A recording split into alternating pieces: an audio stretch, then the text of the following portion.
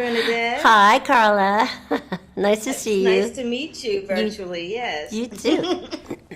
So, coming from someone that also has been on Broadway, I know that you straddle your talents between the stage and the small screen and the big screen. But, baby, I just need to know what made you take on this role to play the mother of what one character called the asshole whisperer. I read scripts. They come through, and I sit at my kitchen table and I read them. And this one came through, and I just thought this is the best thing I had read in I don't know how long. I just thought it was so original and so irreverent, and starring Patricia Arquette.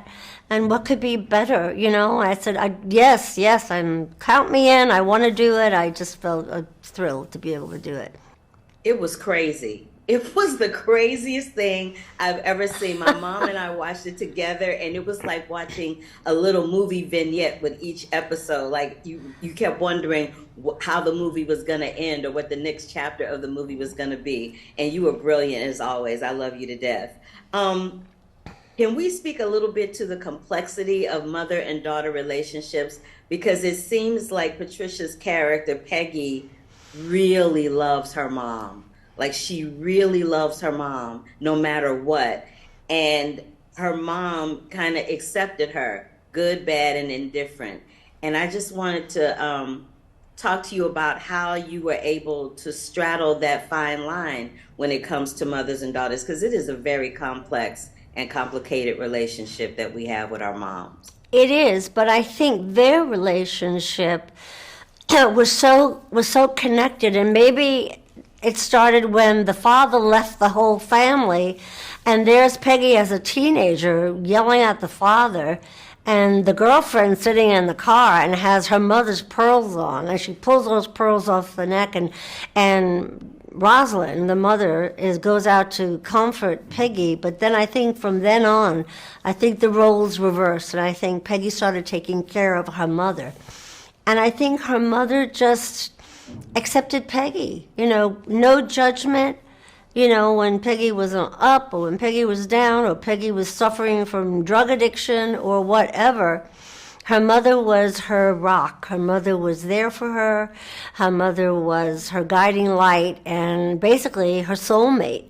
And they'd go out together and they'd have fun together and they'd go to drag bingo together and I so, loved that. yeah. I loved all of that. I Yeah. loved all, and what I really loved, the scene where you spoke about the pearls.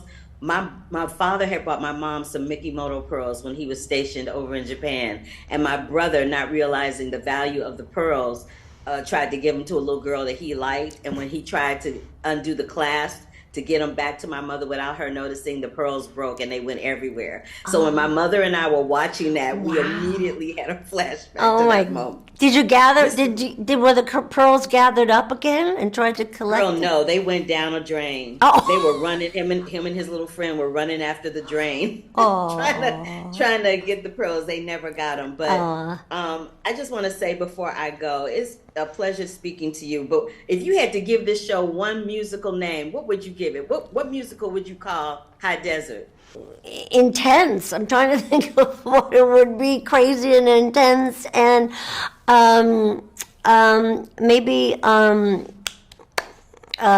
is the? I'm trying to think of the name of. I can't think of one. I can't think of Crazy one. and Intense. I'll take it. Crazy and Intense. Okay. Thank you, Miss Okay. Bernadette. I appreciate you. Thank you.